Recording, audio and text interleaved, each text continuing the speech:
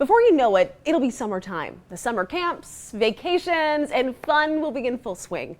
But with so many more people on the road that time of year, there is more potential for accidents. So this morning, we're hearing from the people to call when the worst does happen. We have Josh Wright. He joins us now. He's a managing partner at Hollis, Wright & Clay. Josh, thank you so much for coming in. Catherine, thank you for having me on. I love coming to Talk of Alabama each and every time we've been here. It's just been a great segment. Well, we're so excited that you're here because we were just talking about this before the show started. Yeah.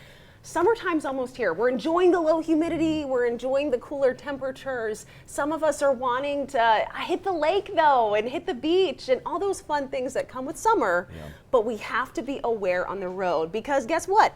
A lot of people are on the road and not everyone's paying attention.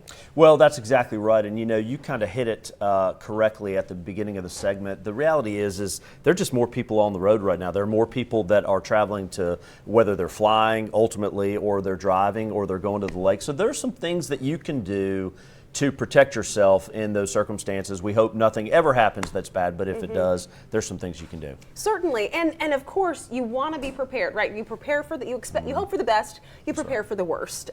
Certainly, and especially if you're traveling with kids or grandma and grandpa, you want to make sure everyone is safe in the car. But if the worst does happen, if you find yourself in a wreck, what are some things you should or shouldn't do? Yeah, so it's a great question. Let's talk first about some things you can do to maybe avoid some of these wrecks. One of which is, and this is something that we advise people, is to try and travel in circumstances and times that are not peak travel times, right? One of the problems that creates accidents on the roadway is congestion. Congestion comes with people all traveling at the same time. So trying to find a time that you can travel that may not be a peak time is I think, super important. Number two is to make sure that you are alert, and this sounds easy and it sounds simple, but the reality is you want to make sure that you're alert and you're traveling at a time that you're capable of being able to get yourself from point A to point B safely. Those are some things that you can do that we always talk with people about to make sure that you don't travel at bad times and subject yourself to something you don't. But if you are in an accident, which we hope you're never in, there's some things you can do. Number one is we now have cell phones, right? You and I use our cell phones all the time. Take pictures, document information, call the police. Don't move your vehicle unless you're on a major thoroughfare.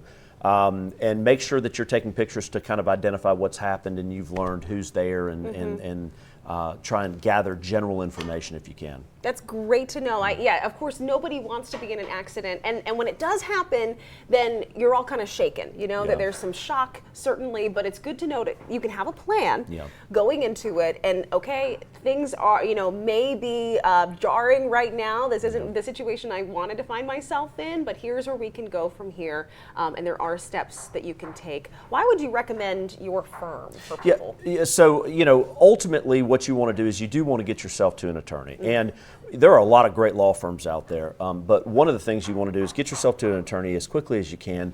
The reality is there are law firms out there that can really walk you and kind of hold your hand and lead, guide, and direct you through this process of what to do and how to start the process and how to make sure that you're protected, that evidence is protected.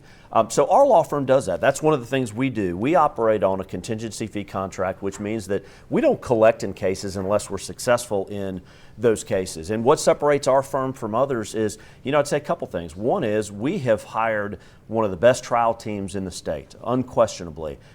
Lawyers that crave to try lawsuits. And what that does, Catherine, is it allows a client who's got a case that's worth, they think maybe just worth a small amount to capitalize and make it worth 3 or 4 times that. It turns a $50,000 case into a $100,000 case and a $100,000 case into a $300,000 case. Finding the right law firm is the key to that, to making sure that you've got lawyers that know what they're doing in a courtroom and are willing to crave trial if necessary and resolve the case if it becomes necessary too. Certainly. And if somebody finds himself in a situation where they're trying to find a lawyer after something has happened, what are some things they need to think about when they're trying to choose the right team? Yeah, I think you want to ask the right questions. Are my lawyers and the team that I'm hiring, are they trial lawyers? Are they people that are just arguing they're the biggest and the baddest on television, or are they people that are actually in the courtroom? Because those that are in the courtroom are the ones that are going to be able to maximize the value for the respective client. Certainly. We have your information on the screen right now, 844-LAW-TALK or holliswright.com. Josh, thank you so much for coming in this morning. Happy summer to you. I know, we're almost there. Time to start. We're excited. Certainly. We appreciate it.